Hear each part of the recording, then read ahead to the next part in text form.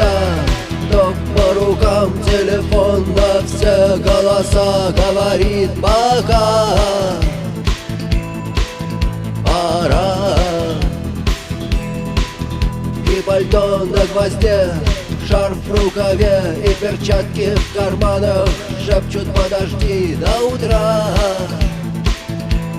До утра. Но странный стук